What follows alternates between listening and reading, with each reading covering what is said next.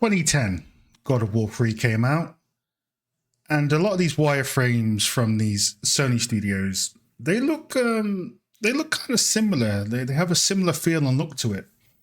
And you might say, why is that? Because a lot of these studios, they do a lot of their set dressing in Maya, but also there's little things like, why are the lines dotted, for example? What do the dotted lines mean? And the general topology levels, why do they look this way? And if we go back, so the reason I'm going back to like 2010 and games from this era, these are the things that inspired me to get into games art. But it's also a testament as to, sometimes you see that, hey, this geometry is not good. It's unoptimized. It should have no quads. It should be all triangles. We're going back almost 14 years. I don't know how old you were in 14 years ago. I would have been like 20 or something. Yeah, no, I don't know, 20 maybe. I don't know, something like that. We haven't changed that much in topology since then. And there's a good reason for that. And I'm going to get into that reason as we go along. But first, I just want to look at some of this really cool, inspiring stuff. So I've got a few shots of God of War 3. So we've got some from Nate Stevens and some from Ryan Peterson. So I'd also recommend going and looking at these portfolios. I believe they have tutorials as well. Nate does mentorships. And look at the God of War behind the scenes videos. So firstly, let's just have a look at the environment art, and then let's look at the wireframe, and let's use the wireframe as a discussion point and as an education point and try and guess what's going on, because I don't 100% know. I haven't worked there, but I have logical guesses as to what's going on, and we can take it from there. So let's get into it. So nice sort of buildings, like a platform for Kratos to run through, rocks, brick wall, decals. Still holds up pretty well to this day. And if we focus in on the wireframes, we've got two wireframe shots.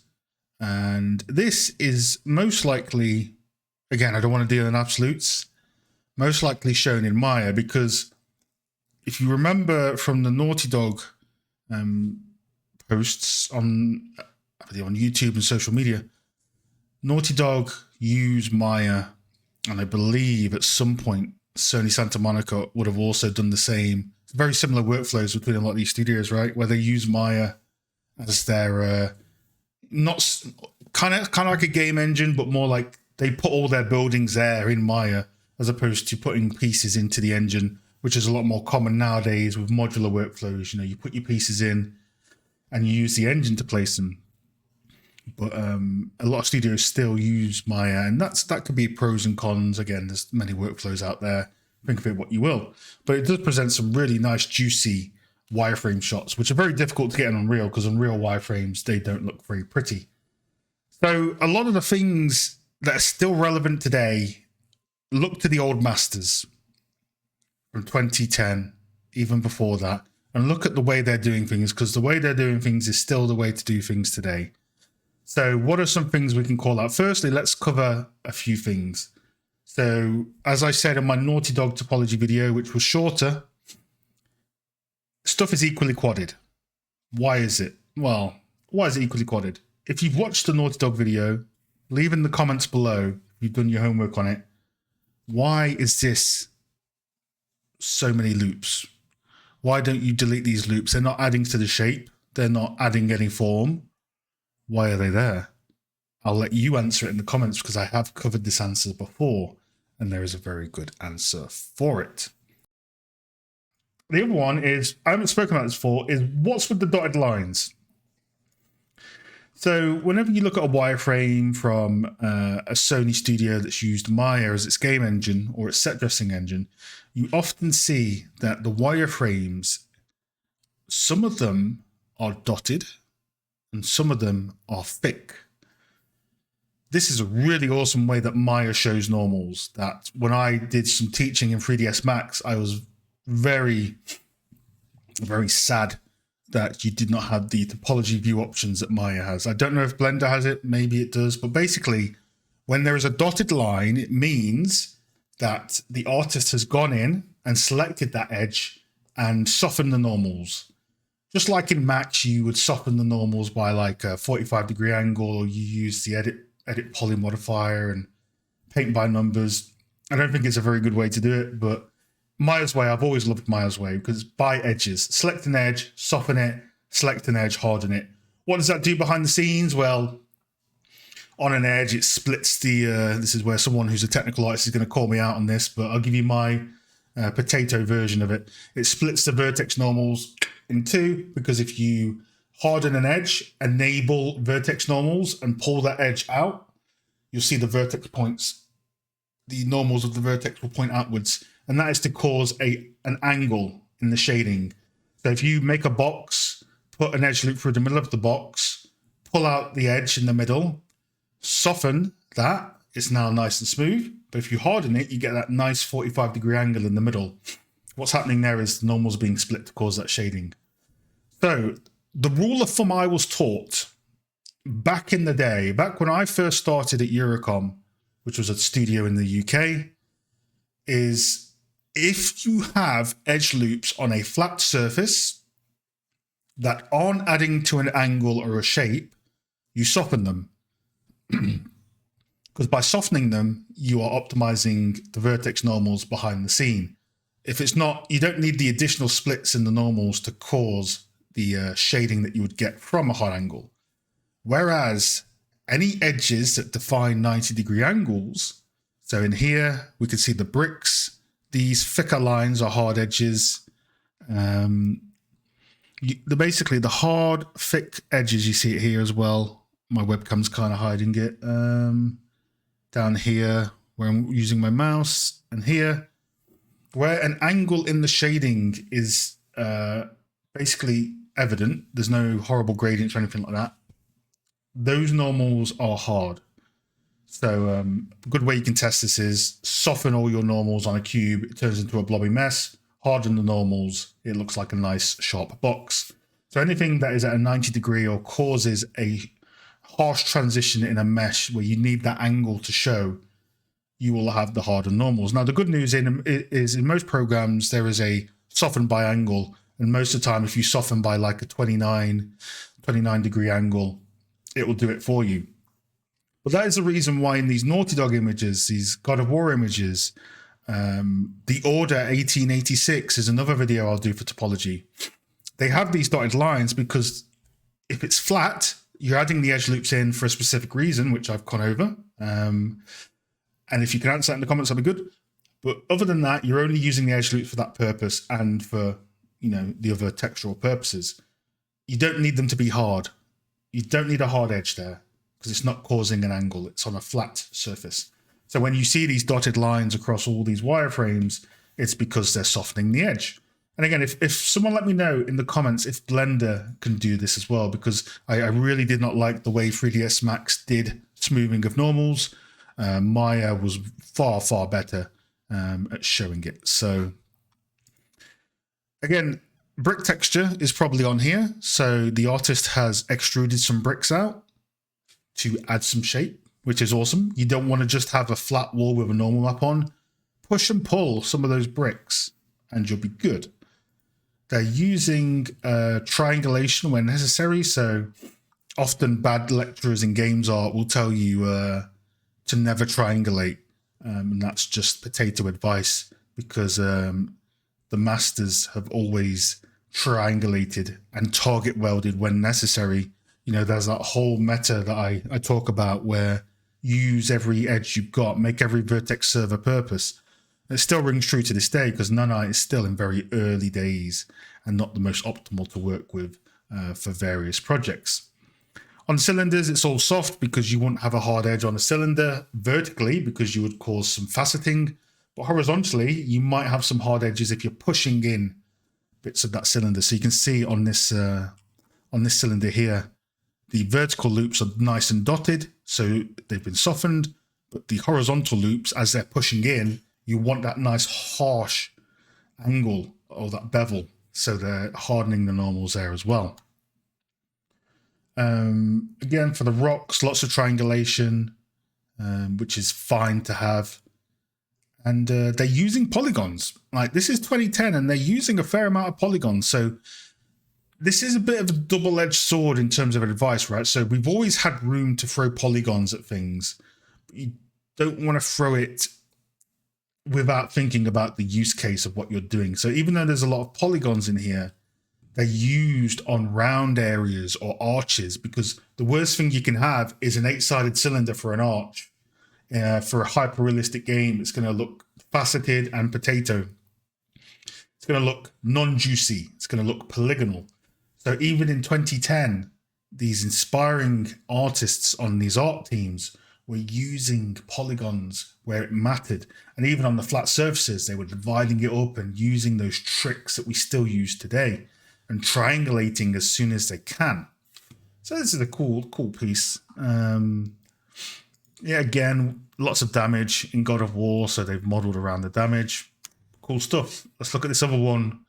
So again, some really cool shapes here. Yeah, cool. Again, it's really cool to see wireframes. You don't get to see this much nowadays. So again, polygons being used where necessary. Again, soft dotted lines, because all these edges are on a flat face. They don't need to cause an angle, or they're not going to cause an angle, so they should be softened. And then actually adding in geometry. Now, here's a funny thing. I wonder what these horizontal loops are here. So my suspicion is that, because you don't need these horizontal loops, they're not really doing anything to the shape. But I reckon, because this is 2010 at the time, right? So I reckon they've mapped from here to here with a texture, and then they've duplicated it upwards to repeat the texture, and it blends seamlessly.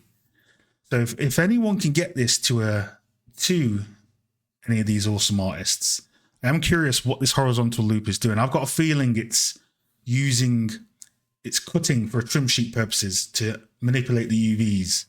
So, but look at the amount of polygons on the floor.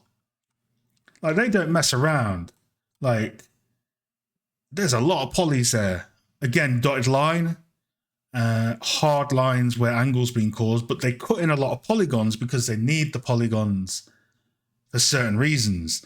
And again, follow on this video from the Naughty Dog one I did, or watch the Naughty Dog one after this, because all this stuff links together.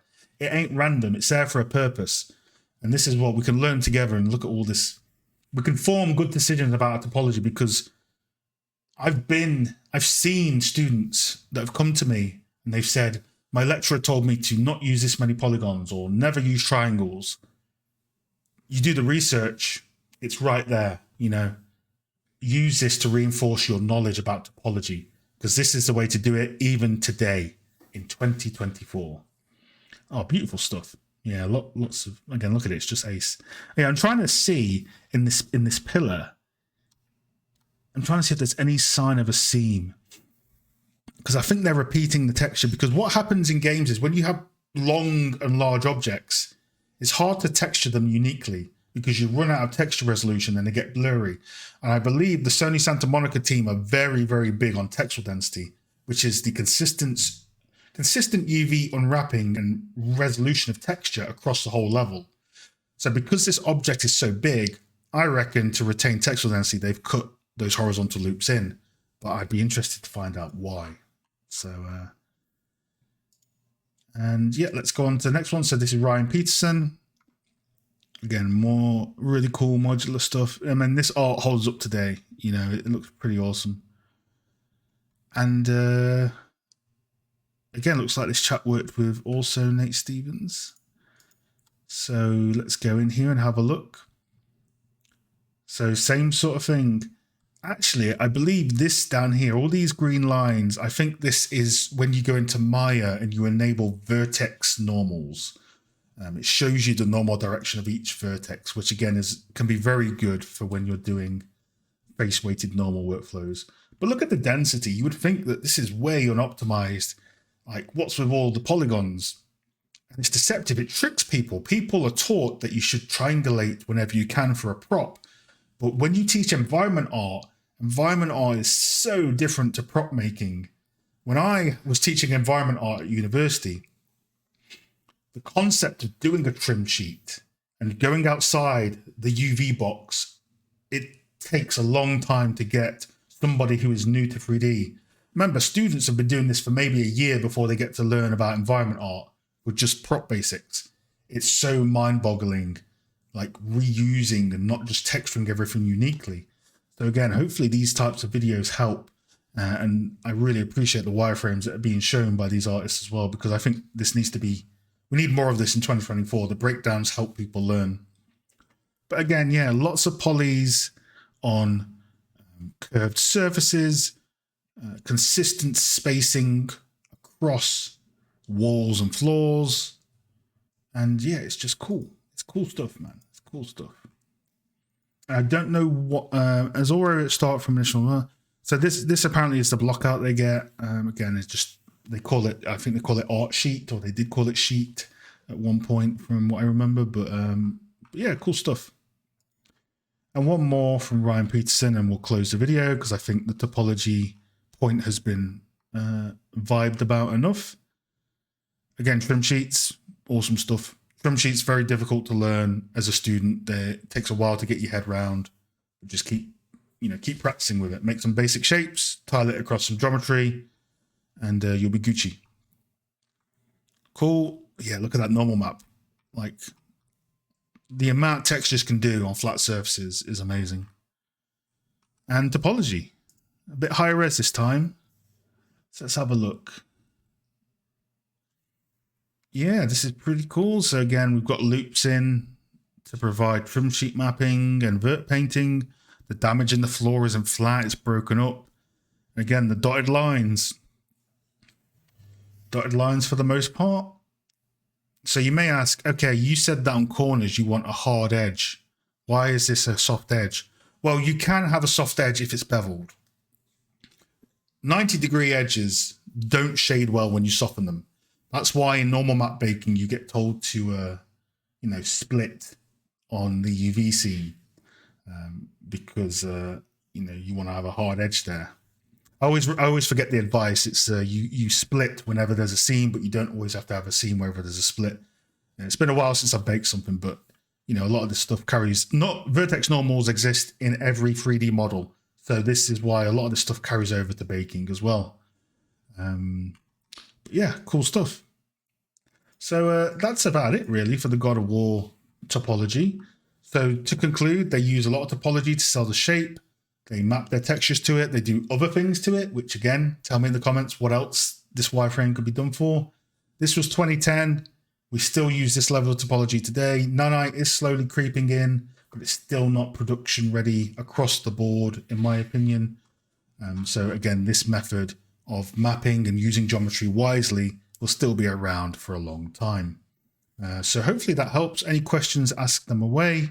But yeah, go check out these portfolios. I'll put them in the comments below and hopefully that helps. Next video, we'll probably look at the Order 1886. And if you have any cool wireframe breakdowns on portfolios that you want to send me and we can talk about on a video, go for it. But in the meantime, peace.